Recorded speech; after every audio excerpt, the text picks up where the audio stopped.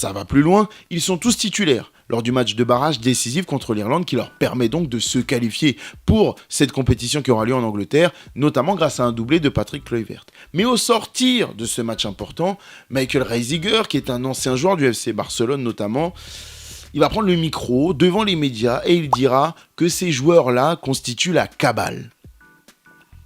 Ouais, bah moi non plus. Je savais pas ce que ça voulait dire. Alors j'ai pris le dico. Et quand j'ai pris le dico, je vois que ça veut dire que c'est un ensemble de personnes qui est motivé contre une chose ou une autre personne.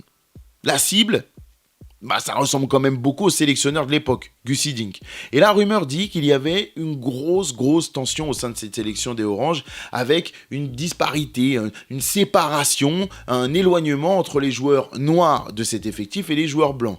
Cette rumeur, elle est quand même fortement alimentée par cette photo. Voilà, je vais vous la montrer, elle est un petit peu malaisante, mais on voit très distinctement les groupes qui sont composés avec une table de joueurs blancs et une table de joueurs noirs. Ça pue la ségrégation cette photo, mais on va pas rentrer dans ce débat-là. En tout cas, ça n'a pas plu à Edgar Davids et à beaucoup d'autres joueurs importants de cet effectif. Malgré le statut de favori de cette équipe néerlandaise, on commence par un triste 0-0 contre l'Écosse. Et forcément, ça ne plaît pas au sélectionneur Gus Hiddink, qui est déjà sous une énorme pression et qui va désigner deux responsables principaux, à savoir Edgar Davids et Clarence Seedorf. C'est simple, pour lui, ils devraient moins jouer avec leur cœur et plus avec leur tête.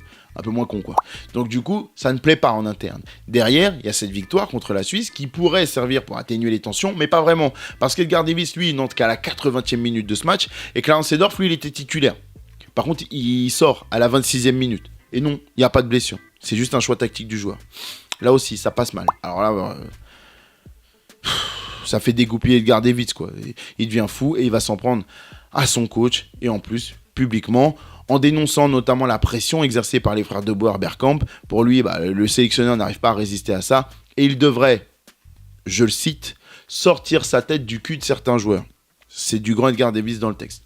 Évidemment, à côté de ça, nous on peut se dire que notre histoire Domenech Anelka, c'est de la gnognotte et que c'est les best friends forever.